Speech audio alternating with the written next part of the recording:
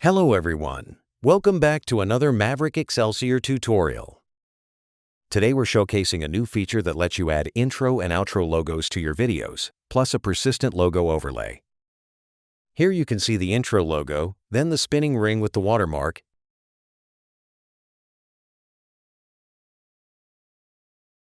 and finally the website link at the end. Let's dive in and see how this works. We'll drop in our jewelry model and do a quick setup. Let's change the diamond to fancy pink and the metal to 18K gold. And we'll lay the ring flat. This is just the standard workflow for any model. Next, let's load up a few environments from our new Sun Ambiances pack. I highly recommend checking these out. Just click through each ambience to apply it to your scene. Depending on your model, certain lighting setups are going to look better than others. We'll test a few out until we find the perfect match.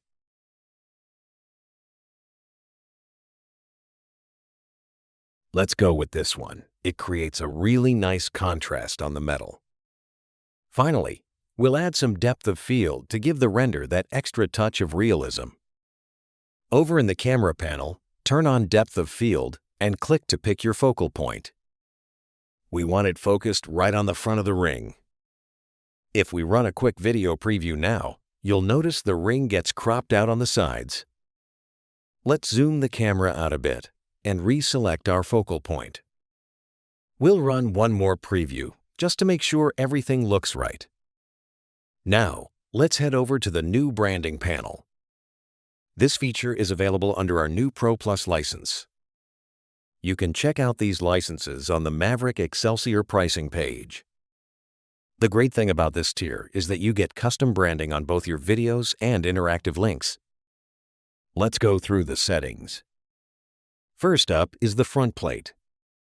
When you toggle it on, a black square pops up. This is where your watermark will sit for the whole video.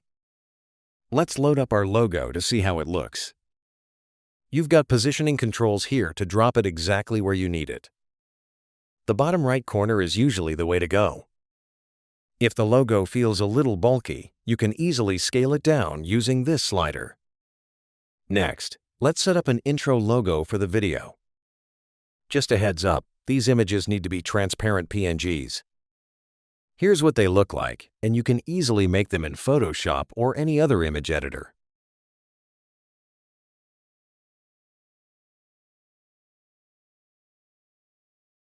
We'll add the one we want. We're going with the white text version here.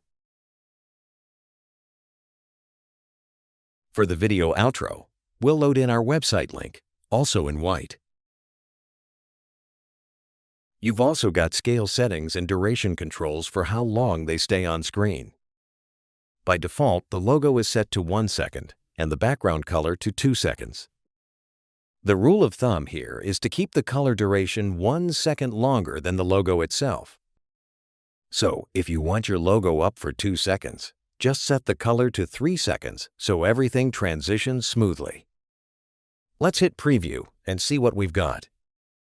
It starts off with our intro logo, spins the ring with the watermark on top, and wraps up with our outro logo.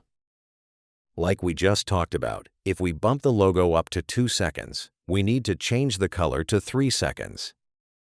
We'll run another preview, and you can see the logo hangs around a bit longer now. From here, all that's left is to hit Generate Video. Let's quickly swap these out for the black text versions of our logos. We'll clear the old ones out and load the new ones in. We also need to change the background color, in this case to white, so they actually show up. Let's do one last preview to make sure everything is working flawlessly. Intro logo, spinning video with the watermark, and our outro logo. And that's your basic branding setup. The only thing left is to hop over to the Video tab and set the speed to slow, which usually helps show off the fine details of your jewelry. Take care, and I'll catch you in the next tutorial.